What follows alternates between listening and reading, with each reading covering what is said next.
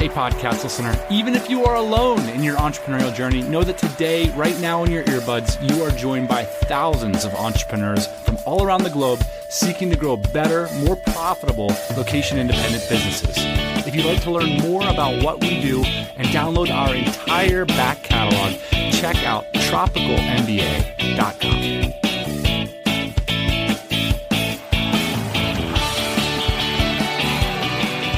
You're back. It's the TMBA pod. Today's interview is designed to inspire you to do something special in your business, to stick to your guns. And today's guest is someone who encapsulates something we've been droning on about on this podcast for years. These companies, they don't necessarily want all this extra work. They want results. And we handle the technology. We handle this part of their business, and we just deliver results. That's right. You don't need to fake it till you make it. You don't need to have fancy, slick pitches. You don't even need to have a big idea. You just need to solve other people's problems. Today's guest is Kean Graham, the founder of Monetize More. He was actually a keynote speaker at DCBKK 2018. And we're going to take this conversation in some fresh directions today. Kean's company is 100 people strong, and he leans into location independence. That is, it is a core value in his company. Monetize More has no office. Kean is constantly traveling the world, enjoying different locations as he runs this truly remarkable company.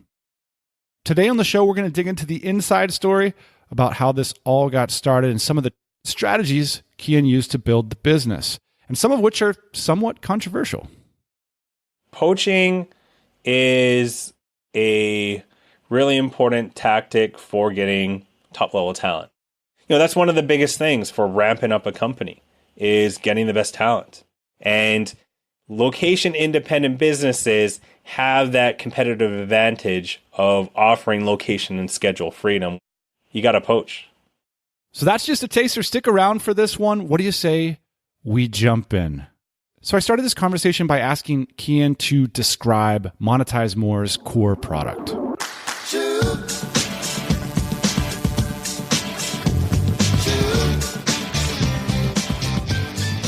Our product is very abstract. So take a website that you go on a regular basis that has free content. So let's use BuzzFeed.com. You go on there, everything's free, and then the way they monetize their traffic is by having banner ads on the page. So when you go on the page, and whenever you see that ad, BuzzFeed earns revenues. Whenever you click on that ad, BuzzFeed earns even more revenues. When you buy something after clicking that ad, BuzzFeed earns even more revenues. So what our technology does is runs an auction of all these different advertisers that want to be in that ad placement in BuzzFeed. So rather than, say, Google AdSense being on BuzzFeed and Google having a monopoly over that ad placement, we create this auction where all these different alternatives compete for that ad placement to pay more for that particular ad impression. And that's how the revenues go up. Because if you think about it in an auction, right? If there's one bidder in this auction, they could bid whatever they want. So say they bid $1 with one bidder. All of a sudden you have 20 bidders. You'll have much higher bids at the end. And that is how the revenues kind of go up using our proprietary technology. How does AdSense let you do this? Because my impression as a publisher would be, okay, you install AdSense on your site, and AdSense is supposed to be doing that, right? They're supposed to be going out and getting bidders to bid for that space on your site and serving you the best ad. So how come Google is going to let you guys get involved in their product? Google sees this as an inevitable part of the market, and publishers are welcome to run other ad placements on the page. So Google kind of doubled down on this inevitable market factor of there being competition within these publisher pages. And what they did was they bought a company called DoubleClick, and they have this ad server. And an ad server is like the brain of the ad inventory. Your BuzzFeed and BuzzFeed sells an ad placements to Ford directly, then you can run that via an ad server. So Google bought DoubleClick. They own this ad server that's a market leader in the ad industry today. And they essentially control that auction that some of the largest publishers that monetize via ad revenues, they use DoubleClick for publishers. That is the number one. Nothing's going to beat it for a long time. And Google kind of strategically wanted to control the ad server market, which they have been for a long time. And they have been able to maintain market leader status despite this inevitable kind of push from all these different competitors and market forces. Do you need AdSense? Like, why don't you just offer your own platform to your customers? While there are a lot of other ad networks out there that provide solid demand, Google is still the number one source of demand. That's where most of the advertisers go. That's for publishers. That's the one that earns the highest, what you call RPM, revenue per thousand ad impressions. So that's kind of like a metric where you gauge what the performance is of your ad inventory. And Google performs the best in terms of international audience. And then there's other ones like AppNexus and OpenX and Facebook, Amazon out there as well. And you want Google at the center because that's the best source of the highest demand. But the way to get the most out of your ad inventory and to monetize your traffic the most is to have an auction where you have everyone compete. You want the most competitive auction as possible, and that's to have as many advertisers compete for your ad inventory. And that's, if you're missing Google, then you're missing a huge portion of the advertisers. So that's why you want Google in there as well. Kean, can you walk us back 8 years to the germ of this idea? What was the spark? What was the first moment where you spotted an opportunity? Well, I was actually laid off. I was laid off from my job, and I took off on a plane to South America 5 days later. I saw that as an opportunity. So boom, I'm on a plane, had the time of my life. And funny enough, when I came back to Canada with this inspiration, this fire to start my business, I learned how to make websites, do affiliate marketing, come up with an idea. And I used my old employer as a case study. How can I increase their revenues in a measurable way? And I looked at their biggest source of revenue, which was Google AdSense. I was like, man, they only have one revenue source. Google has a monopoly over their ad inventory, and it's not even that targeted. I can increase that. If you have the same supply being the traffic, and you increase the demand by having Google compete against all these different demand sources, I can increase the price. And they have hundreds of millions of ad impressions, so I can increase their revenues in a big way. So what I did was I had that idea, came up with a business plan, presented it to them, and they're like, well, we'd like to try it out, but we can't really afford to hire you. We're still laying people off. I said, that's fine. How would I charge you a percentage of the increase in ad revenues? And they're like, yeah, that sounds great. That was the first client on month 2 when I started the business. So then I went into mad scientist mode, tried all these different ad optimization techniques. I was a pioneer in this industry where I didn't even know if I had competitors at the time.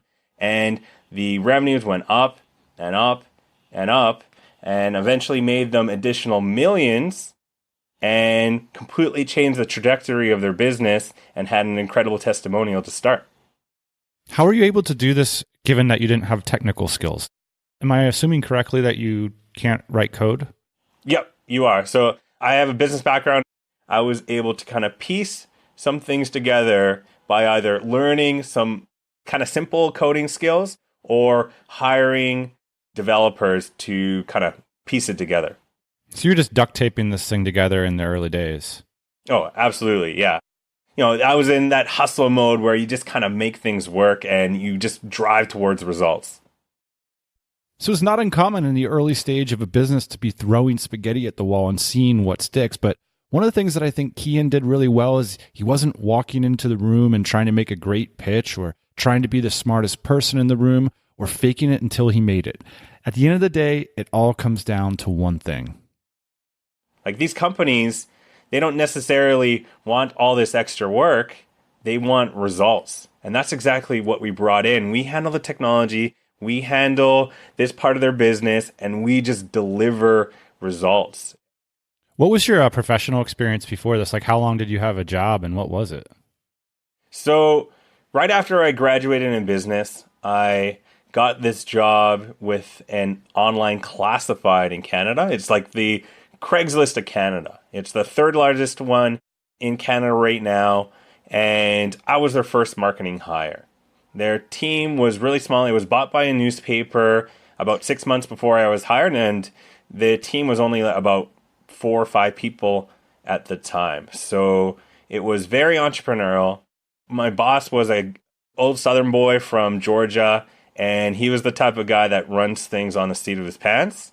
And he essentially allowed me to be an entrepreneur within a funded company. So that was really my launching pad, because I would come up with these, harebrained ideas of how to increase the traffic for these online classifieds. And he's just like, okay, go for it. See if it works. And if it works, let's just apply it to all the different city sites that we have. So for example, one of the things that I came up with was garage sale signs, right? You see them all over the place, and it would literally say garage sale, when 24/7, where, use Vancouver.com. And we put signs up in a city. We put thousands of signs overnight, and people would wake up and they're like, what the heck is this? All these signs here. And they go on the site, they check it out, they talk about it with their colleagues at work, and that would literally launch sites. Like we would get tens of thousands of unique users a day, and it would literally launch site. And the funny part is the cities that the launches went the best in were the ones that had the officials, like the municipal officials that were lazy enough where they wouldn't take the signs down. Like they would stay up for months, sometimes even years. So they would stay there as this kind of free advertising for sometimes months, and it would eventually kind of catch on, and then you get that positive type of viral effect. That was one of our most successful marketing campaigns, and it was like guerrilla marketing to a T. Can you remember the conversation when you got laid off? What was that like? Yeah, I could totally remember it. It was very surprising. It was with a good friend of mine as well. I convinced him to join the company about 2 months before. And it was funny because the last day we had this idea to put Google AdSense ads on more pages, because they would only do direct sales ads. And then whenever they couldn't sell a space, there would be nothing. It would be unmonetized. So we're like, well, why don't we put Google AdSense behind it? They're like, yeah, it'd make us more revenues, because this was during the recession and the company was struggling at the time. So we were coming up with ways like, okay, let's make more revenues. So our very last day, we spent all day putting Google AdSense ads up there, and it made them a lot more revenues. And we stayed in late, and they're like, okay, are you done with the Google AdSense ads? Okay, we have a meeting now. And we went in for the meeting, and that's where we got laid off. One thing I remember in particular from the head of online media, he says this was before Facebook, when Facebook was having the monetization problems. And he said, yeah, we don't know if this whole online thing is going to work out. I mean, look at Facebook. They can't even monetize. Who knows even if they're going to make it? And we all know what happened there. What year was it? That was at the beginning of 2009. I was 23. And now you are? I'm 33 now. What is going through your mind on the way home? It was a little bit easier because I got laid off with one of my good friends. So we're both walking, and we're roommates at the time too. So we're both walking home, completely surprised. Next stop is the liquor store. And we both buy a case of beer each. because we were actually planning to go out that night. It was Australia Day. And his girlfriend, she grew up in Australia. So we're planning to have this big celebration, Australia Day. You're in Vancouver, Canada? This is in Victoria. Victoria, Canada. Right beside Vancouver. So we show up at the apartment. We're like, yeah, we got some bad news. We got laid off, but we're still going to enjoy tonight. Forget about it, that whole thing. And I remember at the party, we have some Argentinian friends, and they're just like, why don't you go to South America? I remember waking up the next morning and being like super happy, big smile on my face. I'm like, yep, I'm doing this. And I booked the flight that day. I left a few days later, and it was one of the best decisions of my life. That freedom of being able to travel where you want, to see all these new cultures, to explore the world, to be career ambitious and travel the world would be a dream come true. What an incredible lifestyle. Today's show is sponsored by Ahrefs. I know many of you love and use Ahrefs, and for those of you listening right now, we got a special offer for you today, so stick around. If you don't know, Ahrefs is the #1 go-to tool for optimizing SEO traffic results because of their enormous backlinks index. I would have killed for something like this 10 years ago when I was getting started in SEO. But Ahrefs is a whole lot more sophisticated and comprehensive than that. It's actually a full suite of SEO tools, sort of like a Swiss Army knife of SEO. So whether you need to run a technical site audit, do competitor research, or identify high-value keyword opportunities, Ahrefs does it all. So if you want to rank higher in Google and send your search traffic through the roof, go check out Ahrefs today. It's at www.ahrefs.com. They run a 7-day trial for just $7. So you could sign up for Ahrefs and see what this enormously comprehensive tool can do for just $7. And here's what's better. For one listener of today's episode, they're offering a free light annual account worth nearly $1,000. All you need to do is tweet at Ahrefs and at Tropical MBA, letting us know why you deserve to win. And big ups to Ahrefs for that generous offer and for sponsoring today's show. Fill us in on where you're at right now, by the way. Like, I can see like this big tan curtain behind you. What's going on?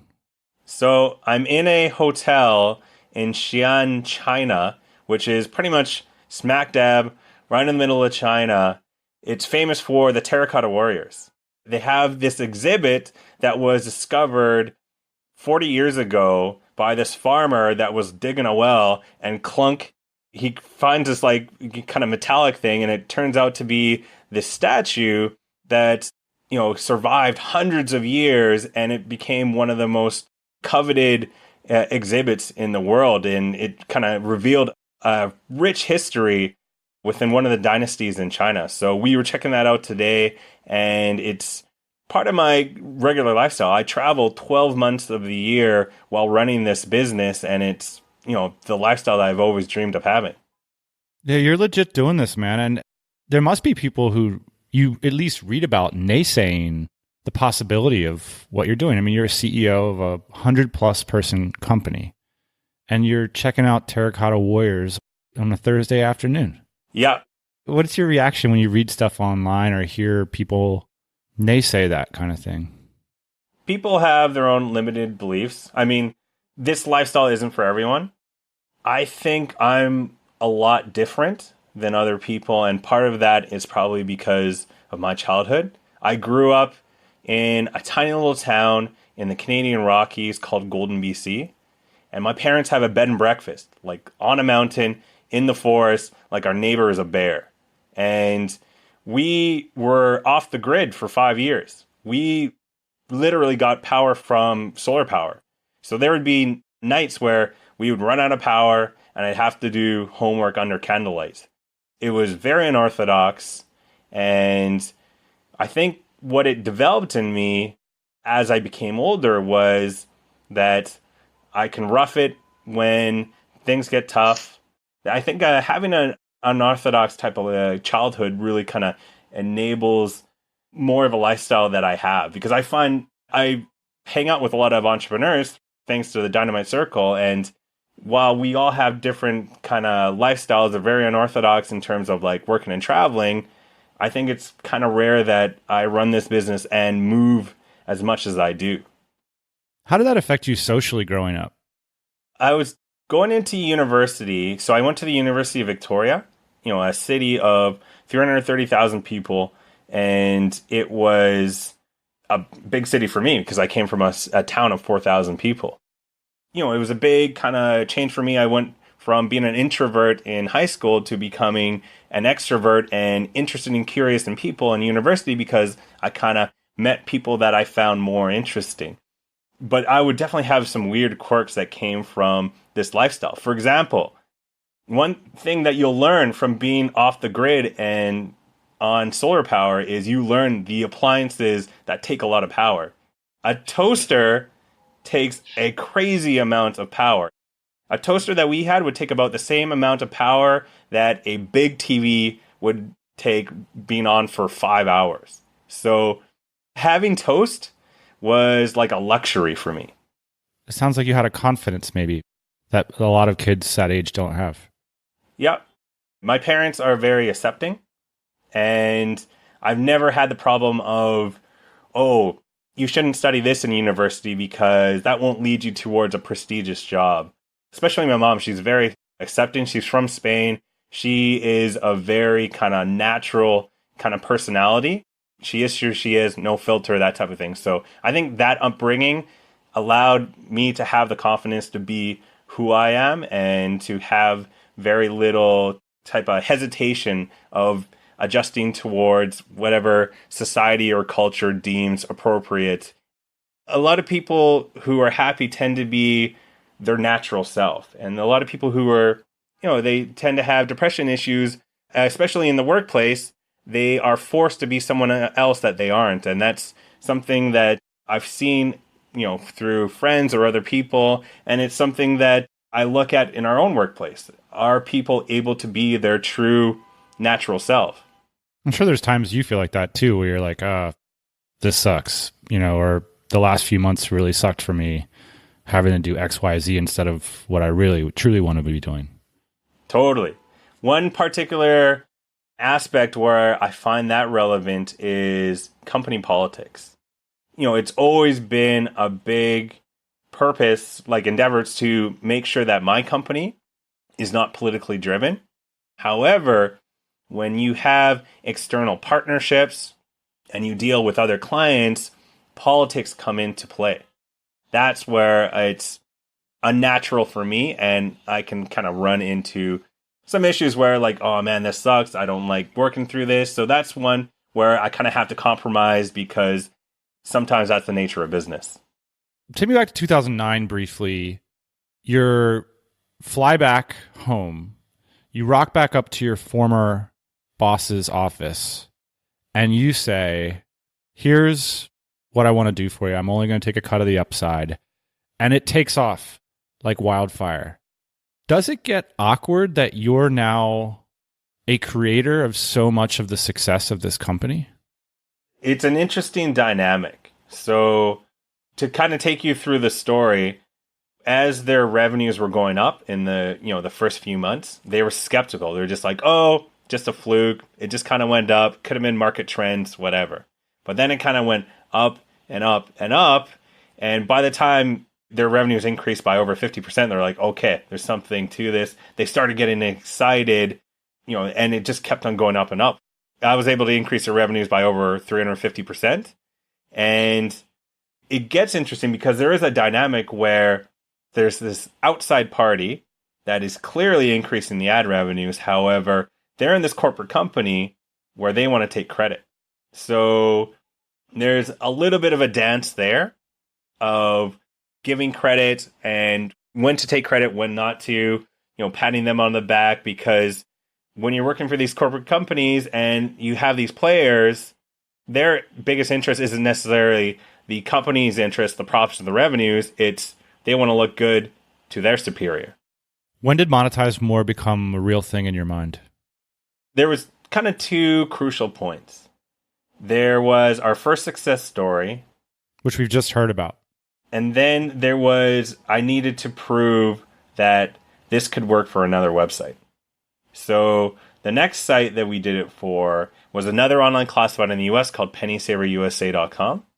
They were willing to take a risk on us because there was a bunch of other publishers that were like, well, it could have been a fluke. You never know. Different traffic, different situation. But they took a risk on us, and I was able to increase their revenues by over 250%. And that's when I was like, okay, it isn't a fluke. It works for other sites with other kind of country traffic, and this can be applied to websites around the world. So that was a big milestone. And then I would say it was a real thing once I started hiring a team, which happened after 3 years of it just being me. And we hired full-time people. We had our first 2 full-time hires in the Philippines. When you say we, did you mean you, but you're talking about the company? Yeah. It kind of brings back to that communication strategy because I ingrained it in my head that I'm going to say we from now on, no matter what, rather than what I would say was a mistake saying I for the company. So I pretty much changed it in my head of I'm going to say we from now on so that I position Monetize More as a company and not me as an individual. Now, Kean, you're traveling around, living the dream, working in funky looking t-shirts from your laptop and God knows where, making good money. Why go legit? Why build a team? Why not just keep the profits coming in, put them in your bank account, and enjoy your lifestyle? It was a risk, and that was a big consideration of mine. However, as I mentioned, I'm very competitive and ambitious. What are you competing with, though? So a lot of people ask me that. What's the number that I want to get to? And there isn't one. For me, it's about getting to the next level, about pushing the envelope. There was this episode we did a few weeks ago with Justin Jackson where he said, if you look under the hood of these startup stories, there's always like a secret.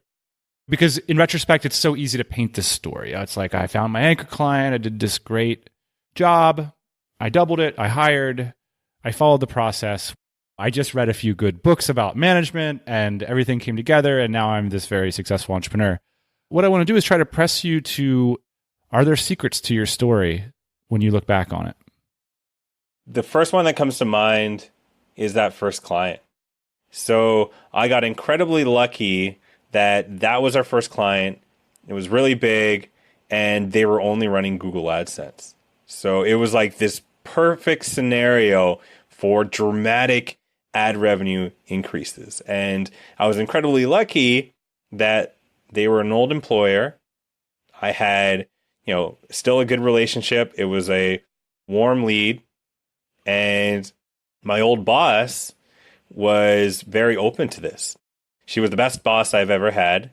And it's because her open-mindedness that she was willing to take a risk on me. And it worked out really well for the company, for her, and to build Monetize More. Because now you're in this community of entrepreneurs, what are some things that are true about that community and about the way people behave that might be non-obvious to people that aren't inside of it? When I went to the first Dynamite Circle event, this was 2015. So Dynamite Circle, Bangkok, the biggest event that Dynamite Circle has. I was only part of the Dynamite Circle for like maybe 2-3 months before that. I haven't met these nomad entrepreneurs before. I was like this weirdo who has this remote business, and anytime I talk to a normal person, they'd be like, well, I've never heard of that. That's super weird. Like, how do you live like that? But then all of a sudden I'm in the same room with all these people that have these businesses and they love traveling and they can live wherever they want in the world, and they have these remote team members, and that was really cool. And one thing that kind of struck me was they don't ask where you're from. They ask where you're based. And that was the kind of the first like, whoa. Talk about a perspective shift. It really matters where you are now and what type of experience you're having. It's kind of more in the now and more about where you are and where you're going. And I thought that was really cool. It was very different than the perspectives that you'd have of, regular Joe on the street. What do your old friends make of what you're up to? Well, it's a lot different what their perspective was at the beginning because they thought it was just like kind of crazy. But then they saw me, continue to do it over the years, and they're just like, wow, this is really impressive. And they're very encouraging. And I've actually had a lot of friends that have been inspired by it to the point that they started their own businesses and they decided to even have their own remote team. So I've hired some of my friends in my company and they live this lifestyle. And then I've had some friends like Ronnie Teja, who started his own e-commerce company. And we used to be roommates, and he saw how I was able to live this lifestyle and build a successful company. And he was eventually inspired to start his company. And I was kind of able to help him kind of along the way with, whatever questions he had. I'm really passionate about location and schedule freedom and how empowering it is for people. And it allows people to really take control of their lives and live how they want and even optimize their own lifestyle. So they live their own ideal lifestyle. One of your pieces of business advice, Kean, is to lean into this idea of location independence. So like you said, you're not like tacitly offering this. You're actually preaching it to your team. Like this is a core value of what we're up to here at Monetize More. I want to sort of turn the conversation to talk about this issue of recruiting staff. And you use this word poaching. So poaching is when you strategically target a employee of another company to join your company. And why would you do this? You would do this because that person is very talented, has a very specific skill set that would be a good fit for your company. The best talent out there aren't free agents looking for jobs. The best talent out there already has a job working for the company, and they're usually paid well and are happy with their jobs. Well, how do you do it? It's a lot easier when you're poaching friends. However, when it comes to poaching people that you've never met before, that's where it gets a little more difficult. We were able to utilize the benefits of location and schedule freedom as nuggets to kind of hook them into this type of work lifestyle. Has there ever been downsides to poaching? They definitely come at a higher price, that's for sure. Negotiations a lot tougher, but for the most part, they've worked out really well. Why did you want to share this with the listeners of the show? What did you feel was important about the topic of poaching? Poaching is a really important tactic for getting top-level talent. That's one of the biggest things for ramping up a company is getting the best talent. That is the difference of the market leaders versus, the average companies, the mediocre ones, is really the talent. That is the derivative to the success of a company. You need A players, as you guys talk about in the podcast. And in order to get these A players, you got to poach. Unless you get lucky with some free agents that either are A players or they turn into A players, that's a certain way. But to get A players off the bat, a lot of them you got to poach. And location independent businesses have that competitive advantage of offering location and schedule freedom, which is a novelty to a lot of these people. And after a certain amount of time, some of them get sick of the commutes and the politics and just the regular droll of the office. That's very compelling. Thanks. I appreciate you sharing that. A common ruse for podcast hosts, Kean, is to use the podcast call as an opportunity to get free consulting from the people on the other side. So I would like to ask for your advice. One of the challenges that we're having at Dynamite Jobs is figuring out what questions or information is important to know about a candidate or a company in order to figure out whether or not they're going to be an effective remote worker for that company. So my question to you is, what information do you feel like is a need to know when you're evaluating potential staff members for Monetize More? Remote experience is really important. That one's pretty obvious. No, it's not. It's not obvious at all. Okay. Why is that obvious? I mean, for example, if I'm going to poach somebody, from a company using location independence, then it probably follows that they don't have remote experience, if that makes sense. Yeah. And we have done that too. A lot of the team members that we poached are developers because that's where it's really tough to get top talent. That's where it kind of comes into play. We have found a correlation between remote experience and those who do well with the company and are more long-term versus some that just couldn't cut it. So that's a consideration that we kind of learned. So say that someone does not have remote experience. Is there other information that you could use to mitigate the risk? Yep. So what would be the next order question if they say, no, I do not have remote experience, and you're like, oh, dang, this person seems like a good fit? Valuing remote working is really important. Valuing location freedom and schedule freedom is a really big one. Doesn't everybody value location and schedule freedom? There's some people that they only work well in an office, right? They build off of that in-person interaction with other smart people. Like there's some people that we tried to poach. For example, we tried to poach this one really top-level girl out of Edmonds, and she pretty much told us, we got to a point where she's just like, I don't think it's going to work with me working remotely because I get a lot of kind of fire from working in person with other smart people and getting that dynamic where you're kind of going back and forth and kind of giving good ideas and then working off of that idea. Like that kind of in-person dynamic can be really powerful, and some people depend on it. And luckily we didn't hire her, and she was really honest with us, and that's kind of really important. So I would say valuing location freedom at a very high level means that you want to work outside of an office and you don't need that in-person interaction with other people. You value kind of the other fruits of location freedom. So what we try to do with our interviews is, as we know, a lot of people, they give answers that sound good to the employer, right? And it's all about dissecting what are they saying that sounds good to the employer and what are they saying that they genuinely believe. So how do you do that? We have some questions that have worked better for us. One of my favorite interview questions that I ask everybody at the end of an interview, I even ask it in one-on-ones with some of our team members that I've met for the first time, is I give them a hypothetical. Say I were to grant you 3 promises related to working at Monetize More. What would you want those 3 promises to be?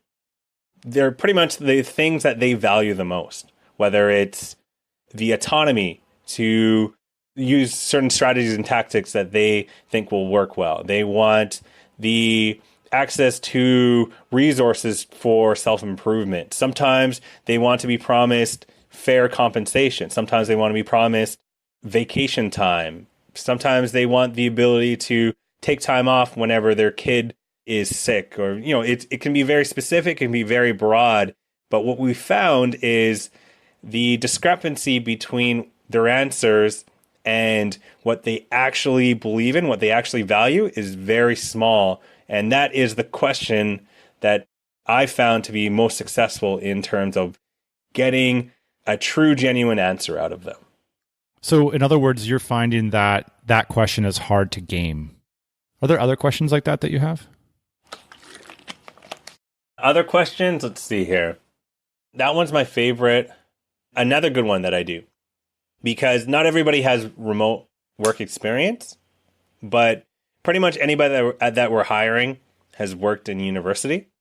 So I asked them, so when you did your homework, studied for a test at university, where did you work from? They'll say the library, at home, at a cafe. And what I found is the people that say they work from the library and they had to work from the library, those are the office workers. But the ones that, they work from home, they work from the cafe, they prefer it, or maybe they like moving around, those are the people that would value location freedom more. That's crazy. Do you still use your instinct a lot during this process, or do you guys feel like you've found a way to put a process in place that's going to get the right people into the company? It's a bit of both. We definitely have a process, but yeah, there's definitely instinct involved. There's instinct involved when you're gauging how genuine the answers are in terms of their tonality.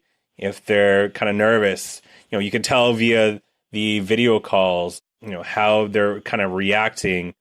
So instinctually, you definitely need that type of intuition for it. In terms of process, there's what interview questions to actually ask. So we've definitely done that. We have some really solid processes, for example, our developer hiring, where we run them through a culture fit interview. Where do you get the culture fit interview from?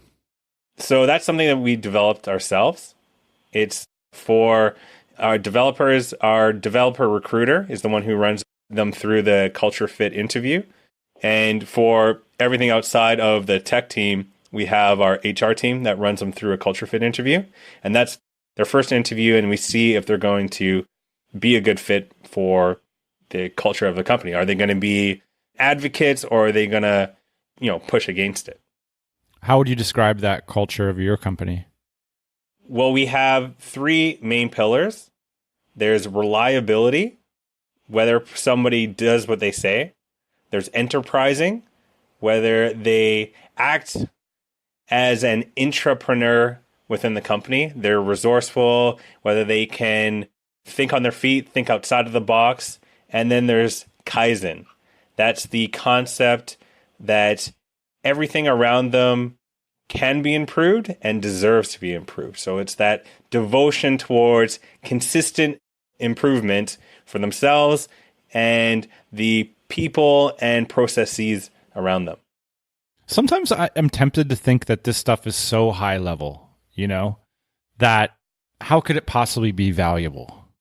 You're talking to somebody listening to this show that's got a bunch of shit flying across their desk all day long, and they need to hire another person. How could it possibly be important, these three pillars? I just need a warm body to respond to these emails. What's your response to that? For that person that's hiring someone, it could be they're rehiring because that person before didn't work out. And perhaps that person that didn't work out didn't value things like self-improvement, or maybe they weren't reliable. That's something that's immediately impacts the company. If they don't do what they say, if they're not responsive to their emails, if they keep on missing deadlines, then they most likely aren't going to work out in the company. And especially when you're talking about a remote workforce where no one's looking over your shoulder, if someone's not reliable, then it won't work out. And it's also something that's contagious. If someone can get away with not being reliable, then that's communicating to all the other team members that they can get away with that. So it's completely contagious, and it's something that spreads. And maybe it isn't something that is noticeable in day one. The closest thing that is would be reliability. And for that person that is perhaps the business owner that's overworked, has a lot going on, and they need to hire someone right now, I would recommend for them to spend some time and look at the three most important pillars. It's really important to kind of stick to those guns. And over time, you'll see that the team members will become advocates of those three pillars. That's what creates growth. And that's what creates these team members that work independently. They don't need any type of micromanagement from the business owner, which is the original cause of them being super busy and not being able to worry about all these kind of cultural aspects that seem super abstract and doesn't affect the day-to-day. Kean, two more questions. So from the outside, I think the optics of your position in life are mind-boggling to a lot of people. So you're young, you're traveling often to very amazing locations. You're running a 100+ company. There's lots of money involved here. There's lots of success. From the outside, we're seeing all of this. What's something that would surprise some of us if we were to step in? And it's not just you, but about people like you. What's surprising about the reality of living the life that so many people are trying to build for themselves? There is the other side where I just got off of flying for the past 24 hours. And, there's this fire or this thing that I need to get done, and I haven't slept for 24 hours, but I just got to get it done. If you travel and you work, you can't let that be a hindrance on just getting things done. What is it that would have surprised like your 23-year-old self about being the CEO of a big ass company that's making a lot of money? The 23-year-old self would never imagine the company to get this big. Because the reason I started the company in the beginning was to have this lifestyle. It's never been about how much money. The beginning motivation was definitely the lifestyle. And something that I get the most fulfillment from is enabling people in our team to have this location and schedule freedom, like to essentially engineer their ideal lifestyles. Like I see people in our team and how it's changed their lives. All of a sudden with location independence, they can move to that small town where their parents live, or maybe their girlfriend wants to move to, or maybe it's not having to commute 2 hours each way and have to put their kids on daycare. Now they can raise both their kids and they can have like an actual solid family type of lifestyle. For example, when one of the people on our team, they decided to have a child just because they worked with Monetize More and they have location schedule freedom. It's kind of a joke. The acronym for our company is M2. And I've met the beautiful little girl, and as a joke, they call her baby M2. This is my hardest question. It's a parting shot to someone on the other side of the earbuds or the speaker who's listening to this, wanting to have location and scheduled freedom. And they want to do it from a business that they're running. What sort of advice or parting shot might you have for that person? To make that move, to go 100% towards that business, make the jump, because I have a lot of friends who have wanted to be entrepreneurs for the longest time, and they still do, and they talk about it, and they have this little side gig that just kind of just floats, and they never end up making that jump. So I would say, take the leap. A lot of people in the Dynamite Circle have had success going to a place that they can have a more cost-effective lifestyle, like Chiang Mai. They can live on their savings for a long time and give them the amount of time to be able to establish their business so that it's profitable and they can live on it. And I would say, make that jump. For those who they're reading another book or listening to another podcast and they're kind of just overloading on knowledge, just do it. Just go for it. Learn by doing, and you're going to be so much closer to your goal of, financial independence by having your own business, by kind of taking that initial jump. Let this be the last TMBA podcast you listen to, dear listener. Kean Graham, thank you for dropping by the show and sharing your story with us today. Thanks, Dan.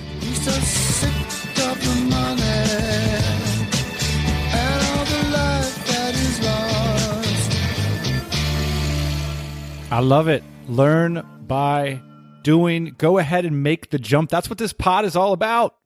It can be scary.